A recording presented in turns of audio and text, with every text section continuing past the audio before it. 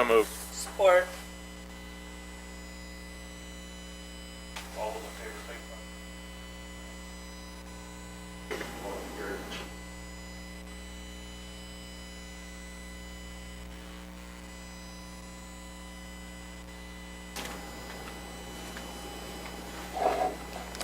Peter Bormuth. I'm here to comment on committee item 4F. This is the creation of a special assessment district for Columbia Township. The reason is because of the invasive weeds that are invading Clark Lake. They're not just invading Clark Lake, they're invading our rivers, all of our lakes. I'm seeing this milfoil everywhere. But I'd like the board to make sure that the proposed herbicide that's going to be used does not harm fish, frogs, or turtles, or other aquatic life. Thank you.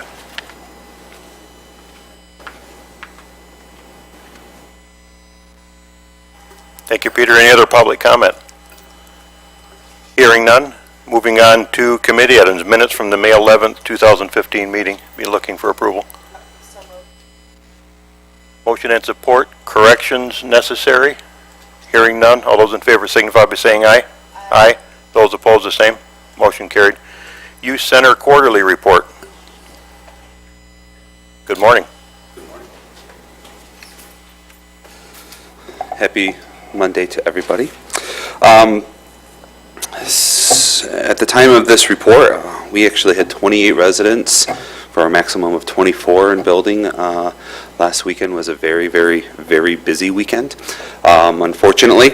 And of those residents, 4 of them are waiver residents, again being charged as an adults. 11 residents in our residential program, with 1 on after our homebound, transitioning into their home school and back into their home. Overall, our average population throughout the year has been 20.1. Again, our maximum capacity on detention is 24, and then the average length of stay is 15.8.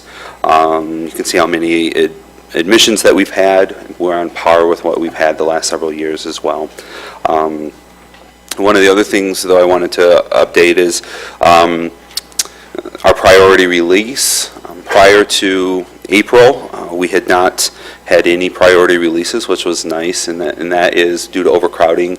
Essentially, we have a resident that comes in the back door, and we're needing to send out a resident at the front door. And over the last 3 months, we've had 5 releases, and one of those had to come back in because they violated their probation while on release.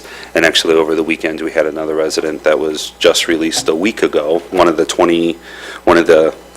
4 that was over, of the 28, came back in over the weekend because they violated their probation already.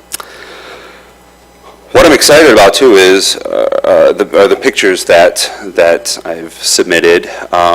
This is our second year as attempting to do a garden with our treatment kids. And Sandy Coble, the teacher, ISD teacher, science teacher, has overseen the planting and the type of vegetables that they're going to put into that they've put into the garden.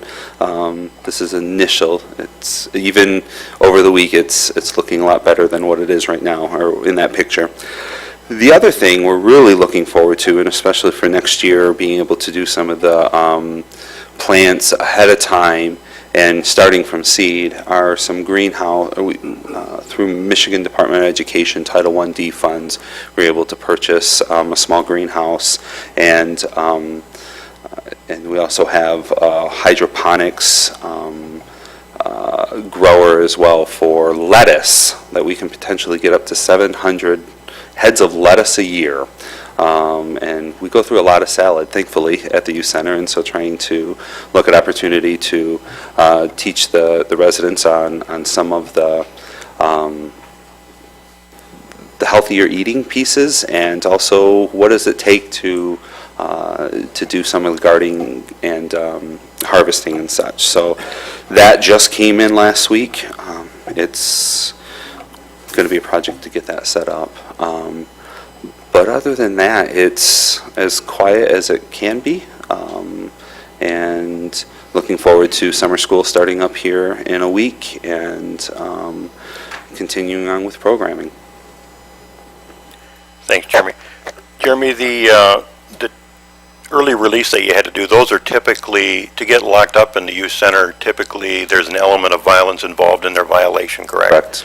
So that means the 5 that were released to make room probably were involved in a violent crime at some point in time. Potentially. Now, if they had violated a probation, that might have been, a retail fraud or a shoplifting, or it might have been, well, those really are, most of the other ones are somewhat of a violent, whether it's an assault and battery, domestic violence. We're seeing a lot of increase in domestic violence.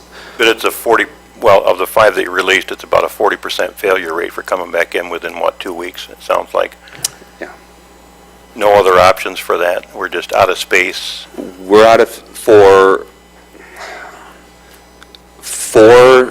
those that are on the detention side, there's not a great stopgap in the community. What the probation officers have are very limited to them on follow-up consequences and other programming before you violate your probation. We do weekend program, and so most of the time, if it's not as serious of a violation or not as serious of a crime, they would come and stay with me for Friday night to Sunday night, trying to do something like that as more of a consequence instead of long-term or directly into detention. Do they use tether at all, Jeremy? Yes, they do tether, and then we also have in-home detention. Some of those 5 had violated their tether already, and I know one of them had been cut off and was thrown down onto Francis Street and was ran over by several cars as the youth was laughing at it. But that's who we deal with, unfortunately. That is a little bothersome to me about the failure rate of those that were released, and I'm just a little apprehensive, and I wish there was another solution. Yeah. Julie? Jeremy, what was the age of the 4 youths that were charged as adults? Do you recall? Of the youth as charged as adults, 15 and 16. Yep. Any other questions on that report? Okay. Jeremy, the Rise Above, you're going to take Yep, care I of that? have Neil Okay. Fernandez here to submit for that. Morning, Neil. Good morning, and thank you for having me back. Well, our first semester is done at Rise Above. We had 7 students successfully complete the program at the end of this semester. Throughout the semester, we had an additional 4 students that contacted us, but unfortunately weren't able to come into the program due to us being full. This was our first semester, so it was a trial. We only had 1 classroom open. We're looking to open a 2nd and 3rd class hopefully in the coming months. And throughout this summer as well, those 7 students are all invited back for our summer school program, which starts up July 6th. Just some stats, and this will update a little bit about what I submitted. We had 18 credits at the end of the semester currently being worked on when the students finished last Friday. We had a total of 24 credits completed. Now, 24 credits, that's not all starting January 5th. That's kind of like a staggered start throughout this past semester because they all came in at various times. We had about an average of 85% attained on those 24 credits when they were completed, and that's substantially higher than what these students have typically attained. And one other stat with the 24 completed, the same 7 students had only completed 6 credits prior to enrolling at Rise Above in almost the same time frame that they had before they came to us. So if that makes any sense, they completed those 6 credits prior to coming to Rise Above. Some were 2 months, some were 3 months, some were 6 months prior to enrolling from the time of expulsion to coming to us. And within the short time that they were with us, they completed almost 5 times as many credits while they were enrolled in our program. So that in itself shows a success with the students. And we firmly believe that's because of the one-on-one nature of what we're doing with these particular students, and also with the heavy focus on relationship. We have several students returning. We'll have 5 of the 7. The big part of our program is to have students return back to school, and thankfully 2 of our students are returning back to school. So that's a success for us as well. Superintendents are calling us and eagerly being involved with the students and seeing what's going on, as well as the principals, which is very exciting for us.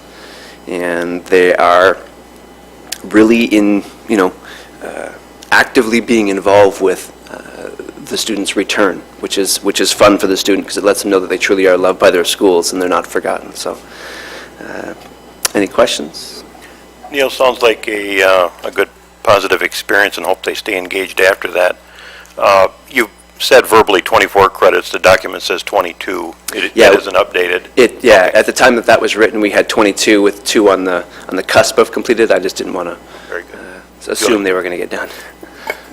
Thank you for the information, Neil. So a credit, what would one do with a credit in regard to your program? Once they complete a class, because we're not the accrediting body, the school remains the accrediting body, so that's actual credit that they achieve in school. A high school credit based on that specific school district's requirements. Exactly. Because each district, I mean, we have semesters, we have terms, and it gets Yeah. very complicated. So It does. could they also use this on some of the online E2020 programs and curriculums of that That's nature? exactly what they're doing, is the online E2020. 2020? They're all doing E2020.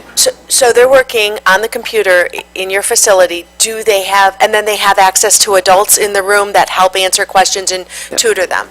We have a certified teacher on staff, Okay. and we also have a certified counselor on staff that work with the students daily, as well as many mentors and volunteers. We have college professors that come in. We have college interns that have sociology and psychology as a major and teaching as a major, as well as many other. So 2 more questions just came to mind. Are they allowed to skip through the module and go straight to the exam, or do they have to go through the process of actually listening to the lesson? And if the answer is yes to that, are they being monitored, or are they on their own to so-called go through their That's a great question. One of the things that we see very often with E2020 is students just skip to Google and they check out the answers and they carry on.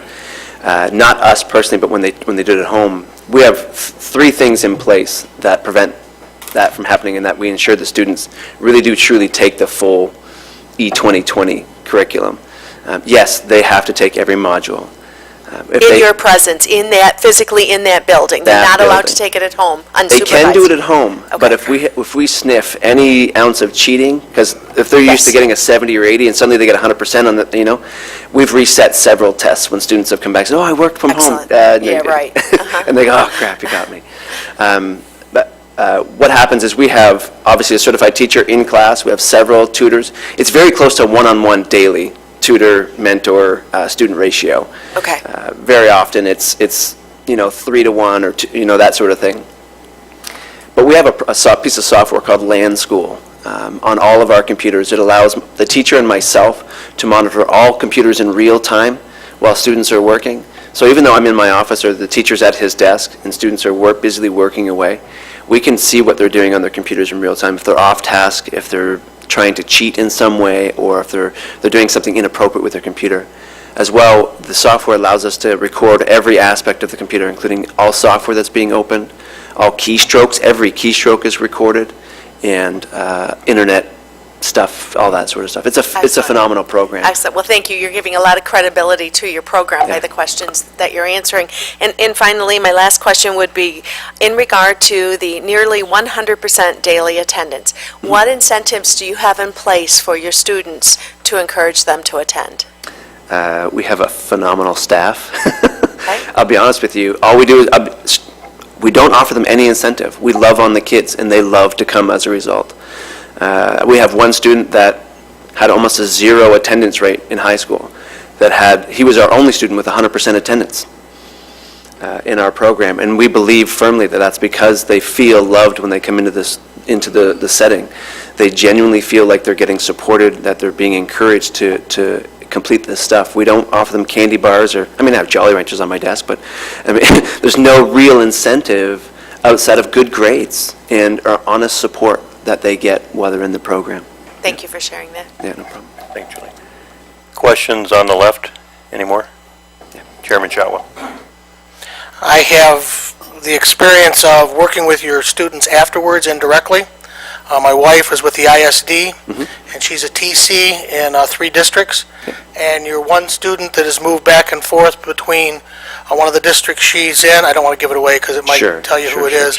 He performs much better when he comes away from you guys than he does after 2 weeks at home. All of a sudden, everything starts slagging, and the program drops off, and sometimes it's one of those things where you wish you could keep the kid in your program and keep them, because he eventually gets back in trouble, and he's back with you guys, and all of a sudden his attendance in school and everything improves dramatically, and you guys have done a wonderful job with the kids that you're engaging.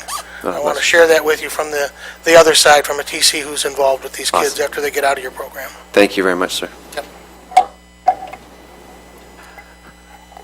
Thank you, Mr. Elvo. Neil, I haven't forgot you. Okay. I didn't think you did. Okay, and I could go on and on about being busy and all this, but actually I am looking at some ways to help your program, which you and I have talked about briefly. Certainly. So, and if you know me well enough, I won't give up on that. One of the things Neil's not saying here is, and I'll say it for him, I've said it before in other forums, his program loves on these kids specifically the way the Scripture, the living Word of God says, plain and simple, okay? So when we want to start talking about how is this happening, that's how it's happening. These students are loved in the way God wants them loved. They're treated in the way God wants them loved. They are also voluntarily given the opportunity to be part of the Scripture and to be led by the Holy Spirit. So when you look at these numbers and you look at this compared to other programs and you ask, how does this work? What's the answer? That's the answer. Thank you.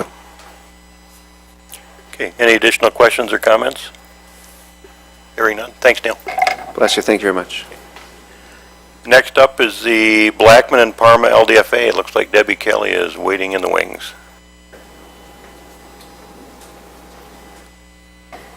Good morning, everyone. You have in front of you the semi-annual reports for the Blackman LDFA and the Parma LDFA. A couple things I'll highlight from each report. Great news for Blackman LDFA. JSP sheet foam is in production. Technique is in production. Although Salco Engineering fell through for their purchase of the remaining 14-acre property, we have other interested parties that we've contacted. And I believe probably in the next week or two, we might have some good news to share with the Blackman LDFA. So no surprise there. And we do have a board meeting next Wednesday evening. Are there any questions for Black? Chairman Chatwa. I would hope MLive is notified that we do have 14 acres available within a site that's ready to go and prepared for development, unlike our media slant of the last article. Yes. With him. And I realize that long-term we do have some issues. Yes, But absolutely. I really want to commend the work that the Enterprise Group does in assisting all the LDFAs and DDAs that I know they work for. Thank you. And I really appreciate it, and I think that the money that we do spend with you is very well used. Thank you very much. I appreciate that. Well, now that you opened that door, I'll comment.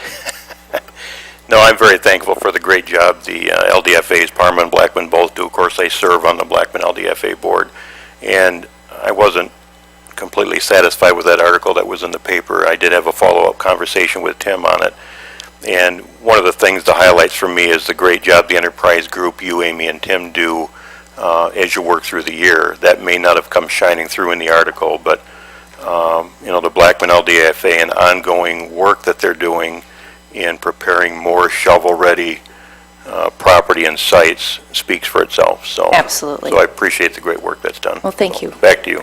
I appreciate that. Well, if there are no other questions regarding Blackman LDFA, I can flip over to Parma LDFA, if that's okay. We do have one update in the very first paragraph there. We've actually submitted the property 6 times now. We just responded to an RFI on Thursday afternoon for a 20 14-acre parcel shovel-ready. So that's probably, we feel that's a good fit, so we submitted that RFI, and we have our fingers crossed, of course. So that one's been submitted about 6 times this year. Currently, EG staff, we're awaiting direction regarding the approval process for their amended TIF and development plan. And other than that, we continue to market the properties on our website through Zoom Prospector. We continue to meet with companies in those areas, and I'll welcome any questions, if anyone has any. Commissioners, any questions of Debbie? Hearing none? Okay, thank you. Thank you. And our May dashboard should be coming out to your email boxes sometime this week. Thanks, everyone. Very good. Thanks, Deb. Next up is the South Central Michigan Works Board reorganization. Anybody here? There we are. And of course, you remember we had this at study session in detail. It's about, I think, a 23-page document. Yes. Sarah Hartzler with South Central Michigan Works, and I'm not going to go back over, unless you want me to, the rather extensive information you were given at your study session last Tuesday. No, I think just if anything has changed on it, and if commissioners have any questions of the document or the proposal. Yes, just for the sake of everyone knowing, there is an amendment on the agreement, the one that was presented on Friday, or last Tuesday, sorry, compared to the one in our board docs here. Sarah, would you address that, please? Yes, Thank there you. should be, you should have one that says, the one that I believe you received last Tuesday had a June 1st. Is that the one that they had, Julie? And now we have, you should have one that says June 5th. That would be the most recent, June 3rd would be the most recent document. What they've amended is allowing the equal amount of voting from each area. So instead of Washtenaw, for example, being able to have 4 votes as opposed to like Jackson only having 2, Hillsdale having half a person, everybody is going to be divided up equally to have 2 votes from each area. Can I ask when that change was posted? Was it just this morning that it was done? No, it was sent, We met Friday Friday. morning, and it was submitted Friday morning to the, yeah. Okay. I thought the one I read over the weekend had odd numbers. One had 3 and one had 2 and some had 1, but looking at it here, it's all 2, 2, 2. So. that was the amendment that was made. Okay, so that's the only change from what we talked about at study session? Okay. Any other questions from commissioners? And we'd be looking to send this on to the full board, then be looking for a motion. Support. Motion and support. Additional questions or comments? Hearing none, all those in favor signify by saying aye. Aye. Those opposed, the same. Motion carried. Thank you. Thank Parks mid-year report. Scott? Good morning, everyone. See if I can get this thing to work. We can ask Adam, but he's not here. We have tech people here that can help you if you need, Scott, but it looks like you're there. Darn, I did it. Good morning. It's been a very, very busy 6 months since I last saw you. So this is our mid-year report, and I'll start off with the Cascades. As you're aware, we've just recently completed Phase 1 and getting ready to move on to Phase 2 for the renovations of the Cascades. And all the talks I've done with groups and been on radio, been on TV, it is the icon of Jackson County, I believe, along with the fairgrounds and things that just bring people to our community and increase our economic development and have opportunities to engage themselves. Started off with the removal of the wall. That was the first and foremost thing that the Spicer Group recommended that we do, is remove the wall to make an impact not only in the community, but also to let the community know that we mean what we say and we're going to move forward in all the renovation stages. Dunnigan's, Lester Brothers, Bailey Sand and Gravel, Bailey Excavating, and Miller's Trucking and Storage all removed everything completely from the site for in-kind services. Not a dime was spent besides some finances from the county for the fuel and some of the equipment, but at a very minimal cost. We had a wall removal ceremony. That's Sperry Parks speaking to the crowd right now. And then just the Memorial Day weekend, we had the grand reopening of the Cascades, and that's Miss Jackson Crossroads doing the ribbon cutting along with our commissioner. Why do we do this? It's for our community, it's for our children. It's amazing what you see when you come to the Cascades at nights and just watch the kids and the families interact, going up and down the falls and getting a chance to just really engage themselves in something new. It's a brand-new look.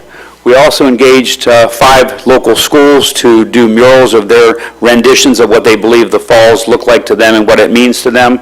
And we displayed all those murals throughout the winter at several malls and also too at the Jackson College.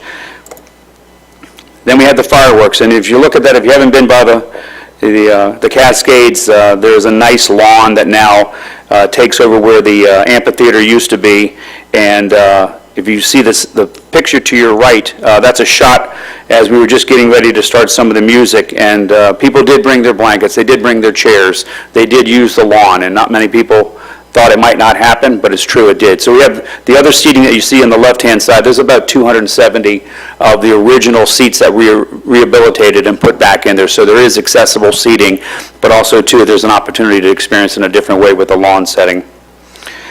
This is unusual. This is Commissioner Mahoney came up to me while we were in the beginning of the music and asked if one of his friends could sing the national anthem. Usually it's Miss Jackson Crossroads or one of the princesses, if that's their talent for singing. This gentleman, Kyle, came up, and he's from Detroit, came in, he's going to Jackson College now, so he's in this area, and he did a phenomenal job. I work with Karen Kidder and the Alibi Band. Sometimes they'll sing it also, but he just sang it a cappella, and he nailed it. It was a great, great opportunity. So there's our fireworks. Now we go into Phase 2. Phase 2 is the big one. Not the biggest, but one of the biggest ones, about $1.8, $1.9 million. And the Cascades Committee right now, the champion team, is getting ready to move forward with fundraising and gaining an opportunity to get those funds so that we can go back into the opportunity to build basically a parallel mechanical plumbing and electrical system outside the falls that will mimic what you see here. Probably 90% of what you see there is 1932. So it's time. As I mentioned, you've met him before. Mark Jackson's our new golf superintendent. For those of you who play golf or have just been on the course itself, it's going under some major renovations. We've got nothing but positive things to say from the public, so it's been a great time. We want to put it back into what it was before, which is a championship-style course. So we've done a lot of greens work in the process of doing that, a lot of bunker work, doing some different techniques with mowing and things like that along the fairways and the tee boxes. And one of our neighbors right around the corner, she don't want me to say her name, but I'll say it anyway, Mary Jo Duncan, has volunteered all of her time and starting to renovate all the planter beds that are on the golf course, removing some and adding some. So she's had a heck of an impact. Over at Pleasant Lake, in about 2 weeks, you'll have a new concessionaire out there. Rick Zanowitz, who owns the PLP restaurant on the corner up there in Pleasant Lake, is now going to be working the Pleasant Lake concession stand. If he does what he does at the restaurant that he currently owns, this will be a great impact for the community. So it'll be an ice cream stand. A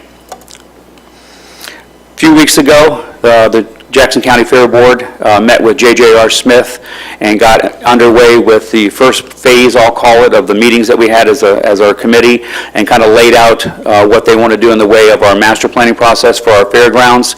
And we look to have that culminated and completed by the latter part of the fall, beginning of winter, if I would be correct. I will say this one thing, Pat, being a resident of this area, is truly dedicated to this process, and I think the end product that you're going to see is going to be very, very professional and a really will, I think, jumpstart the fair and having an opportunity to do different things and optimize everything that currently is there. Two things. The little lady to the right, that's a cane pole that was given by the Men's Garden Club, and she asked her mom if she could try a little fishing at the Earth Day event that we had. So many times our parks are just little special havens that we have for our public. On the left-hand side there is a bridge. I got a call from a lady about 3 weeks ago. Her daughter's getting married back at Minard Mill, and they got engaged. There's a huge sycamore tree that's in the picnic area down there. And so in order to have an opportunity to have their pictures taken on the bridge, they've dedicated their time, and they went back out and they actually sanded and painted the bridge for the pictures. So that helped us also. Community supporters, this is the Men's Garden Club, along with many 21 other vendor booths that were at the Earth Day. But on the left over there, we had an anonymous donation of about $27,000 for a new LED sign that sits right outside the Cascades. Once again, I always say that the community always gives back, and that one person right there did a tremendous amount by adding that to the grounds. We are now moving forward with the Sparks Park Intercity Trail Connector. These few photographs, we've made it through the administrative phase of DNR, and they're getting ready to come on site probably in June, beginning of July, to do a site visit. And that'll allow us to go into kind of a reflection phase of exactly how many points we have on our review of our application, but it also will allow us to go back up and re-beef up anything that we might be a little bit weak on, and then resubmit it, and then the final decision of the funding will be probably the beginning to the middle part of December. So we won't really have that money in hand until 2016. We're still working on an opportunity in August to go to the second phase of the Lion Lake Restoration Project. What you see here is a culvert dam that we installed last year. It is holding back the water, but we need to go in. DEQ has approved our second round of plans that allow us to go and cap off that structure, make it an earthen dam, refill that void that you see running between the two lakes, and fill it back up and be able to reestablish the fen that was there, so it'll all be naturalized. And then there'll be a shoreline restoration project that we'll do that will buffer that edge right there. So people that still want to go from the South Lake to Third Lake will be able to pick up their canoe, and there's this trail right down the area. We'll have some directional signage so they won't be dragging and or going through those fens like they used to in the past, eroding that. They'll be able to portage their canoe over to Third Lake and continue on. Once again, we're still working with Clark Lake on the park rehab over there. We're looking to be able to put in some new pads this year and move forward with some a better establishment of a beach to take a little bit of pressure off the Columbia side. And then over at Vineyard Lake, working with the ASTE Environmental and Jim Knudsen on an opportunity to establish a fishing pier, ADA fishing pier over at Vineyard Lake. If you haven't been out to Swains Lake, the new bathhouse that was funded by county dollars and also by a passport grant and also to the Park Association, it's up and running. It was open for Memorial Day, and it's got a lot of rave reviews, so it's working out real well. Earth Day, we had about 21 vendors that I mentioned before, over 500 participants, and we know that by the amount of bags that we gave out with all the collectibles and stuff, but each one of the booths were an interactive booth. It was a chilly day, but a sunny day, and once again, it was a great day to bring out the family and have some fun at the park. We had old Smokey the Bear out there, and if you know the lady to the left, that's my wife, and Great was out there giving canoe opportunities to a lot of the kids. And we had a new commissioner come on our Parks Board last year. You all were kind enough to vote him in. And we were in the planning session for the Earth Day, and I didn't realize that he also is a clown. So that's Kenny Price. Thank you very much. It's sad that we Questions? recognize Kenny, Scott. Yeah. Scott, I was out to the Cascades, like many commissioners were, for the grand reopening, and it was really good to see all the people out there, and especially with the grass section, everybody using that.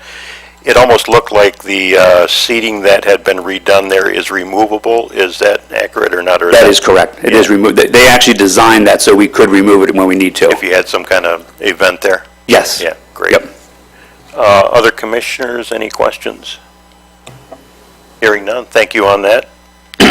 Looks like you're up next again with the Special Assessment District for Yes. Columbia Township at Clark Lake. I'm coming to the board to ask that we have an opportunity to partner with the Clark Lake. John Deming is the chair of that committee. If there's any technical questions or questions about Clark Lake, I'll have him field that. But we have about 3.5 acres of property on Clark Lake, about 600 feet of shoreline. And like it was mentioned before, Eurasian milfoil hybrid, Eurasian milfoil is probably about 25 acres of it is out there. Our site, our beach area is infested with it. We've got about 1.5 acres of treatment area. They are going to do a first round of treatment from donations that were garnered through the residents of Clark Lake. There'll be 4 sites. One will be ours. The other one is over by the point where the Dunnigan property is. The boat club and then there's another site, there's another point in a little area right on that, what would it be, the western end of it? Eastern end, excuse me, eastern end of it. So that's going to be happening this year. This special assessment district, if it goes through the township, would be assessing landowners $85 a year and would take effect for 2016. So what I'm asking the Board of Commissioners to approve is the signing of the petition to establish a special assessment district for invasive species control on Clark Lake in Columbia Township. Good, I've got a few questions I wrote down if I could. So this is, if we approve this, is equivalent to the same as a resident signing the petition? That is correct. Essentially, correct? Okay. It mentions in it that the plan is to take in more than is actually needed to do the project, and that there is an excess amount. Well, the additional is in the event that there's an increase, but if there's an excess amount, it could be refunded. Who would decide on that? I mean, who holds the town? So the township sets up the fund, holds the funds, disperses them, and would decide on a refund? It's all part of PA 188. Public Act, okay. 54. Has there been a public hearing on it yet or not? Had a public hearing on December 10th informally, but part of the SAD process is that there are 2 public hearings that have to be held. And that's by the township, I would assume? Okay. And you mentioned, Scott, that it's the landowners, so the people that are in the district are each lakefront owner all the way around the lake? That's correct. What about our road ends? Would those do not apply? That's correct. Okay. And then during public comment, there won't be any back and forth now on it, but resident ask about the type of treatment that it'll receive. Do you know, or can you say what?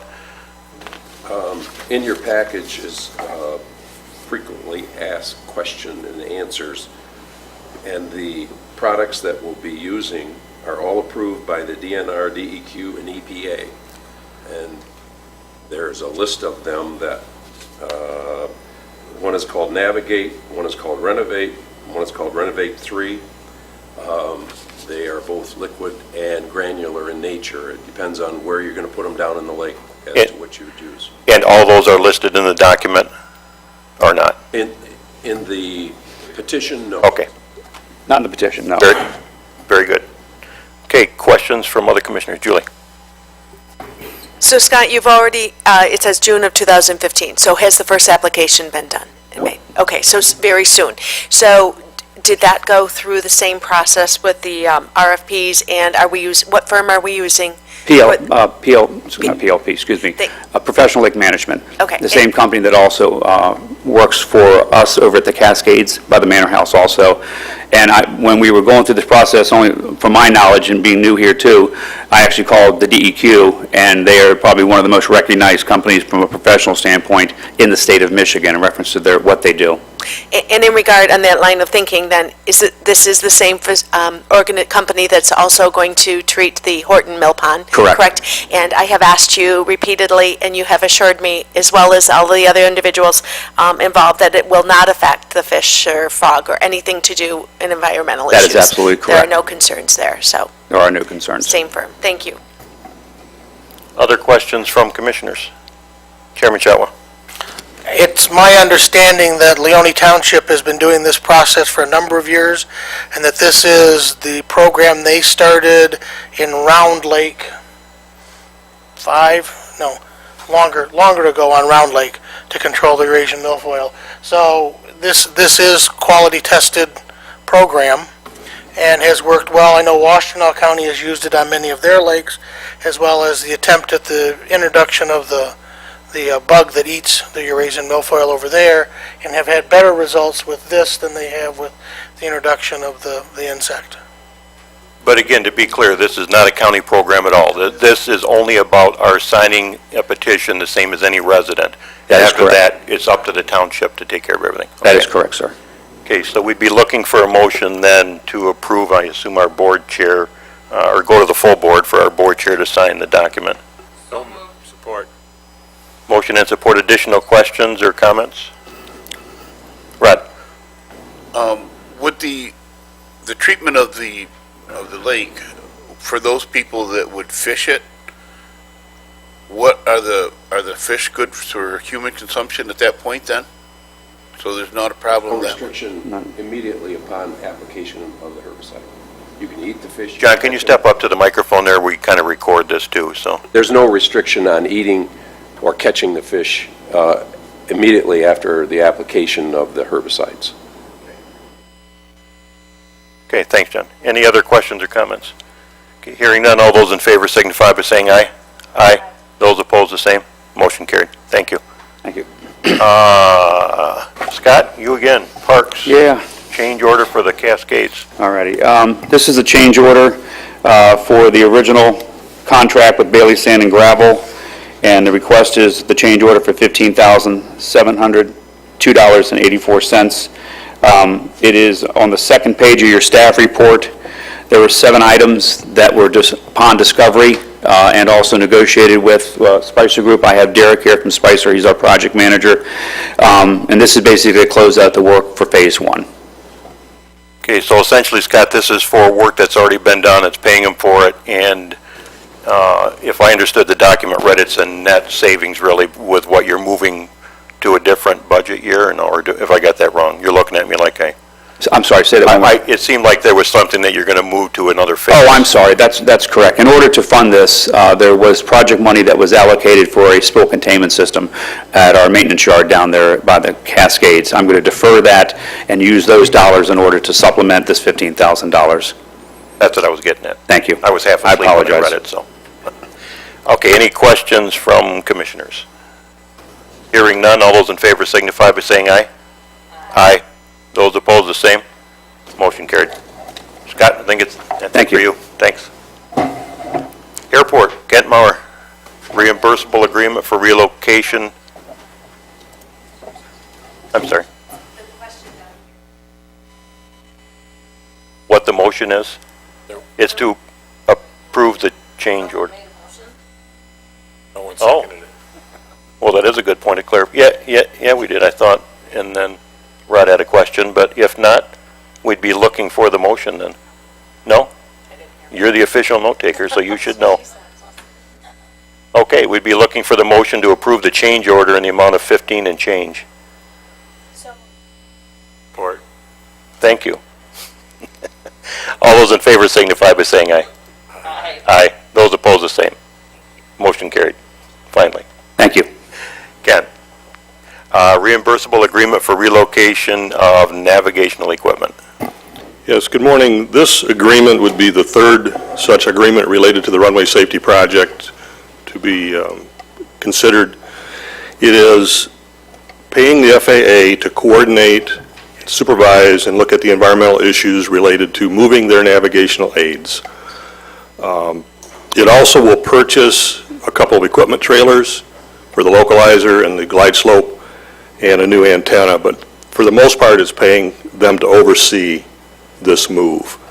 It's called a reimbursable agreement because in normal situation, the locals would be paying for this and then be reimbursed later. In this case, it's being funded by a state grant sponsor contract, which is the following item.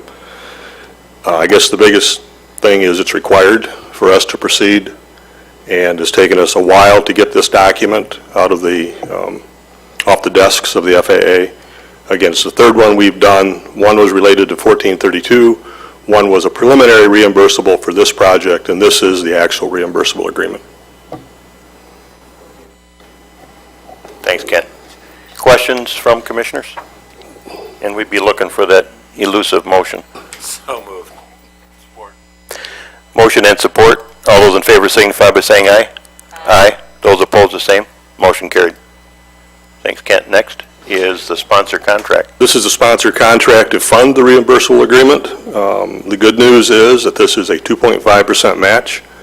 As you know, when the FAA was reauthorized, the match changed to 5% for locals. We had grandfathering on this, and we also have word from the FAA that the forthcoming grant from the FAA, the $9.5 million grant, will also be a 2.5% match. So if you do the math quickly, it saves a lot of money.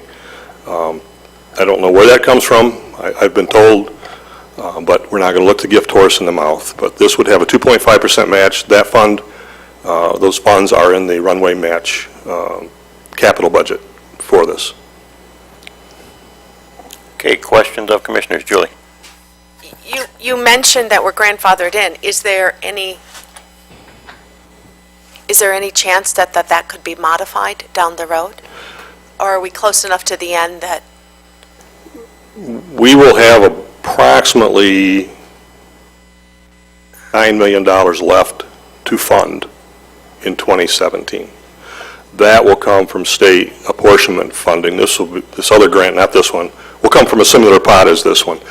You never know. I had applied for the grandfathering and was denied because we weren't an air carrier airport, and then we got it. So I don't understand how all this works, but there is always that chance it would go back to a different match formula, particularly because between now and 2017, the FAA is up for reauthorization.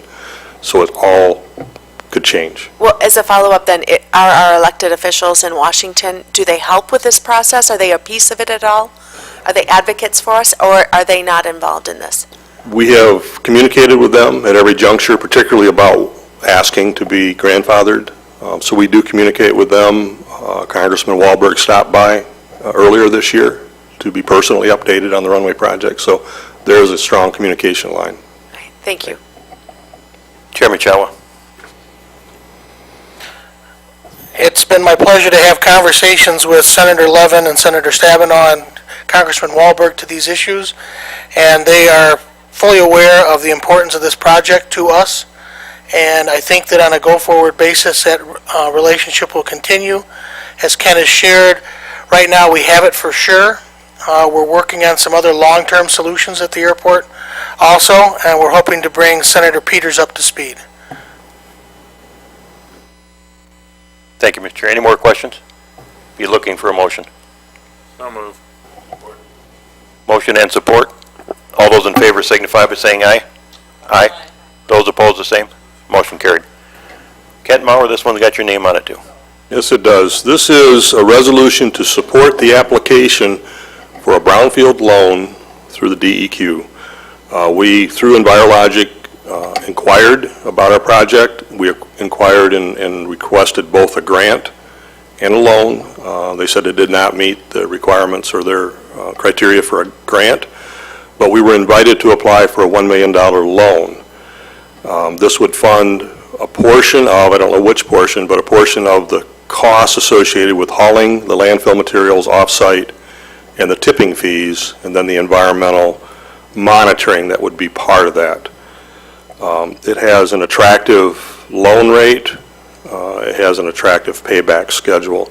So the theory would be that this would limit or reduce the amount of money that would need to be bonded in order to fund this. This is only the application, and there would be a document, a loan document, to come back before this board if we are approved. The fact that we were invited indicates 99% of the time we're going to be approved. So it's just part of the application process to apply for the loan. Thanks, Kent. And Kent and I talked before the meeting for just a minute. I had some concerns about the resolution. It looked like the resolution locked us into a number of things, but again, it just locks us in through the application process. Yes. And he's assured me that it would have to come back to us again for approval if the loan were approved, if the application were approved. And we also talked about where the money potentially would come from. I was thinking it was a 3-year, no interest, but you said it's a 5-year, no interest, no payment. Its Correct? first 5 years are interest-free, 1.5% interest, and a 15-year payback. No. Okay, any other questions from commissioners? Hearing none, we'd be looking for a motion. Motion and support. All those in favor signify by saying aye. Aye. Those opposed, the same. Motion carried. Thanks, Kent. Thank you. Next up, JC Dot. I think I see Joe in the back, and Chris.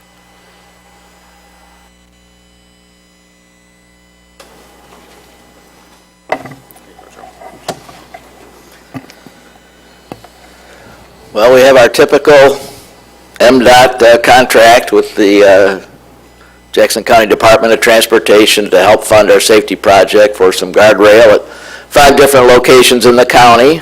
Bend Road, North Parma Road, Rise Junction Road, Springport Road, and Wood Road. And it's a safety project that we were awarded.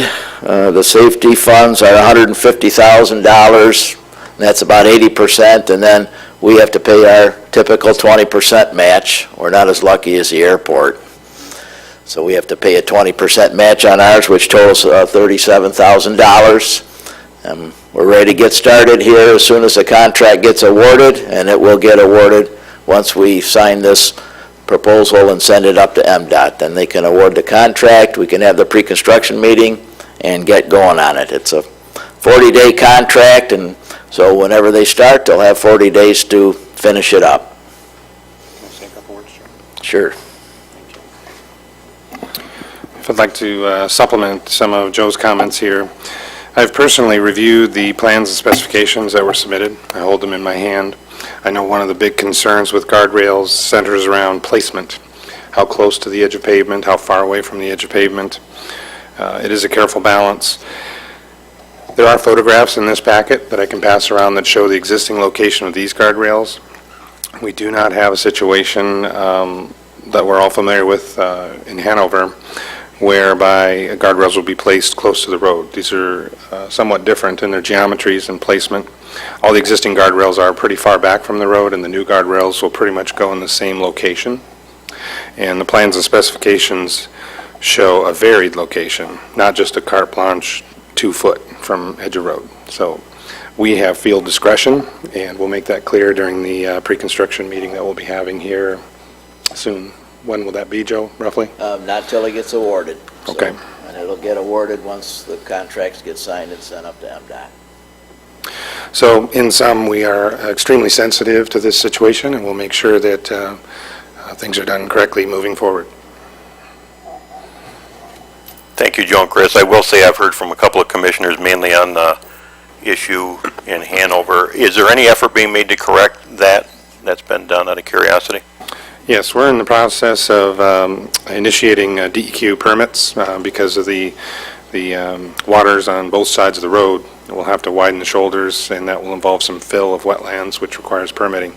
So once we can get those secured, we plan to embark on that work this fall. So hopefully we can get these set back before the winter season. Okay, commissioners, questions on this? Sarah? When you say pretty much the same spot, does that mean they are going to be in the same spot, or it's going to be a little bit further or wider, or is it going to be narrower than what it is now? Because all of these roads are all within my district, and all of these roads are roads that I know that we all travel on with our equipment, and so that's obviously a concern to me personally as well with our farm implements that we go down all these roads on. Well, if they can get down through there now, they'll be able to get down through there later. Right. As a side note, I've designed projects similar to this throughout the Midwest, and when I learned of the Hanover situation, I took some time on weekend hours to travel a couple other counties and look at recent projects and even grab some photographs, both in the winter season and also here in the spring. So I got to see the snow conditions and what happens when guardrails are placed further back. There's area for snow storage, etc. And then also under summer conditions, room for vehicles to pull over, change a tire, and so forth. In fact, I even incurred one trailer that had blown a boat trailer where the tire was flat, and he was pulled over in the guardrail area, and there was area for refuge for him. So it just kind of punctuated the importance of providing that. So we will be correcting Hanover. We view that as a serious situation, and just want to give you those assurances. Just a couple of comments, if I could, and I've got more for the other projects listed on the agenda, but on this one, we're all laymen here, I guess most of us are anyway, and some of these projects have all the engineering stuff in there, which I can wade through that for hours and probably still not understand it, but I think it would be good to have a short synopsis in the description letter that you're providing us. For instance, Sarah said that all these projects are in her district. Well, some of those roads initiate in my township or my district, and one wouldn't know by looking at the document, are we talking about my area or her area? Yeah, or hers, and not that it matters for how we're going to vote on it, but when we have constituents that might see this and say, where are they working in Blackwood? I want to be able to answer. And I also think that there should be, especially with this issue with Hanover now, some assurance in the document if there, or a note if there's going to be a change to the way things are on something like this. I mean, the statement that if you can get through there before, you can get through there now, I mean, it should be a little more concrete in the document for our benefit, I think, would be helpful. I'm still going to support this, but I just think more information here for us in an understandable format is better for us, and therefore better for you. So. Sure. These documents just incidentally were submitted last fall, correct, Joe? Yes. So we're basically just looking at, this is when Hanover was really being analyzed and when I was new and explored. So I think future documents, especially submittals to you for review and approval, will include what you're asking for. Okay. So, Julie. Looking at the memo under Section D, or Section 3 analysis, letter D, timing, without having any of this information to have reviewed, I instantly went to timing, and it states, "The deadline for signing the contract and resolution shall be within the time frame stated in the communication letter from MDOT." Well, I personally don't even know what that communication is. I don't know what the timeline is. So without having that information to review, Christopher, with respect to you, you were not on board when all this happened. And I have faith in you when you stand here and say that you have reviewed, but that didn't happen before, and my constituents are very upset. It is going to cost the taxpayers dollars because of this mistake, and my vote will be no. Well, when we get the contract from MDOT, they have a date on their letter, and they would like these contracts returned within 35 days of the date of that letter. Well, sometimes that's been so difficult now, since we're under county general government here, we don't even get that until, almost just before the previous meeting. So I get these contracts like in the first week of May. Well, we can't get it back in 35 days because we've already missed the May meeting, and we can't get to it until June. And so I have to call the person that sends a letter and say, hey, it's coming up at the June meeting. And so they understand how we're set up and how things, the protocol for things. Joe, you're going to stand there and tell me you haven't planned out the next 2 years of safety projects when our comprehensive plan describes them in there, and you can't get this stuff to the Board of Commissioners in a timely manner? No, because we don't get the letter and the contracts until then. Okay, it's not like it happens that far in advance. We have to apply for funding that far in advance.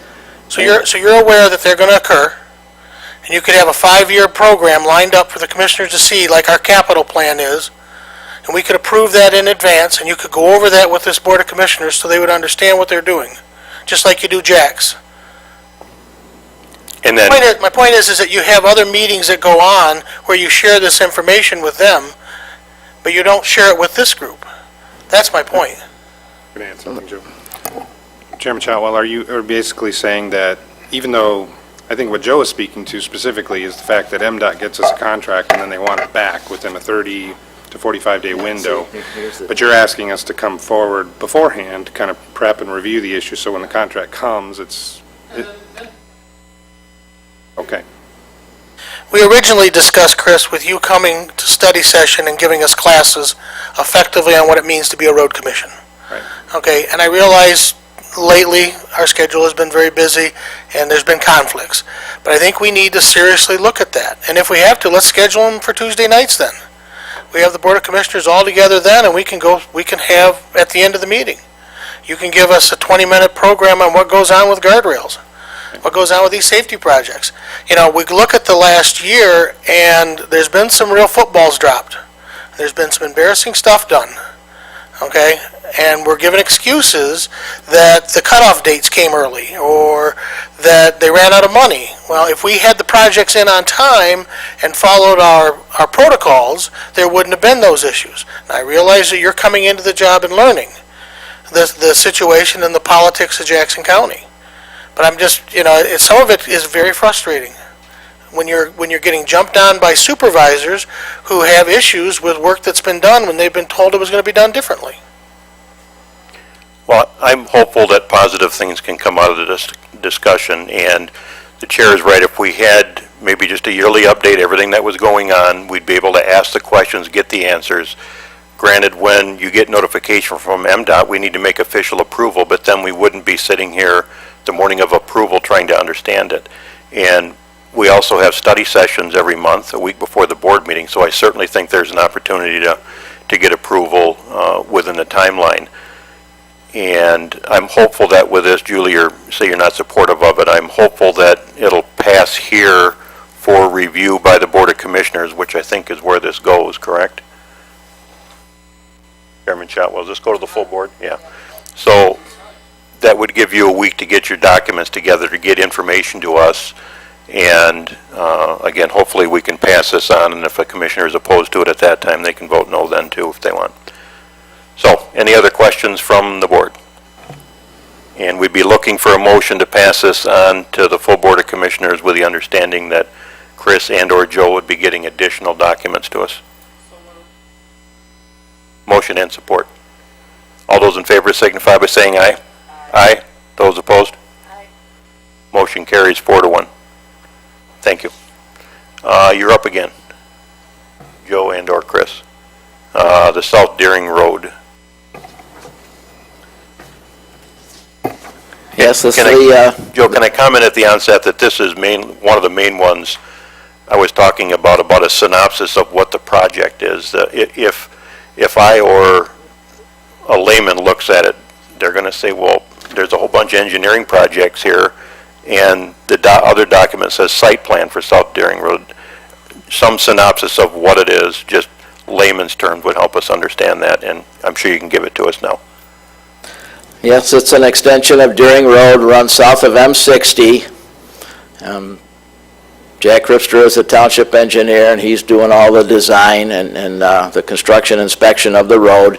They want to make it a public road that Spring Arbor Township is requiring for Mr. Ganton to perform his development out there. He's got a couple of big buildings that are going in. And the township wants it a public road, and I says, okay, so Jack has submitted the plans, and we've looked them over. This is phase 1 of that extension. It's going down about 600 or 700 feet. They're going to construct a T-turnaround to do the snow plowing, and then they will continue on with additional phases in the future. So this is phase 1 of that extension. So, Joe, this is building it to county specs, and Spring Arbor Township is fully paying for this then? No, the developer is paying for this. Okay. So there's no county outlays for it then? No, there's not. Okay. Only once it becomes public and the maintenance comes into effect. Well, not to pile on to you, but that would have been helpful to have all that, but I didn't get any of that by looking at the engineering degrees, but maybe that's just me. Commissioner comments or questions? You've moved. Okay, we'd be looking for a motion to send this on to the full board. Support. Motion and support. All those in favor signify by saying aye. Aye. Those opposed, the same. Motion carried. Looks like lastly, the Waterloo Township Hall. Well, the township, Waterloo, that is breaking away from Henrietta because they share the same resource, and they want to put up a new building on Mount Hope Road. And they have an engineer that's done all the design. I've met with him a couple of times. He's come in, dropped off the plans. We've looked them over, and it's pretty much a commercial driveway permit to put his driveway in that goes back to the new building. They've got a deceleration lane designed for that and an acceleration lane. They meet the requirements for sight distance as they exit the driveway, and so I am making recommendation for approval of the site plan, and then, once it does get approved, then they go to our permit agent to get a permit to work in the right-of-way to do the work. Okay, and again, Joe, there's no outlay of county funds for this, correct? That's correct, no outlay of county funds at all. Questions from commissioners or comments? Hearing none, need a motion? Motion and support. All those in favor signify by saying aye. Aye. Those opposed, the same. Motion carried. Thank you, gentlemen. Welcome. That takes us down to claims. I think there's two sets of claims going around. It seems like last month we didn't have the actual ones. We approved paying them, but...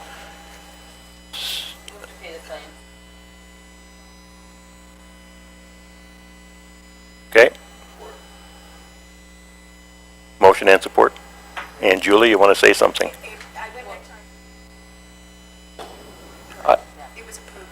It was approved, yeah. I think we approved it last month with a... Right. Yeah, that's good. That's why she's the vice chair. Yeah. All those in favor signify by saying aye. Aye. Those opposed, the same. Motion carried. Other minutes, July reporting schedule is there. Takes us back to public comments. Any public comment? The one public is shaking his head no. Committee member comments. I apologize for trying to jump past that one motion thing. And that's why our very capable chair caught it. Or vice chair, I'm sorry. Nothing from the other end. We're adjourned.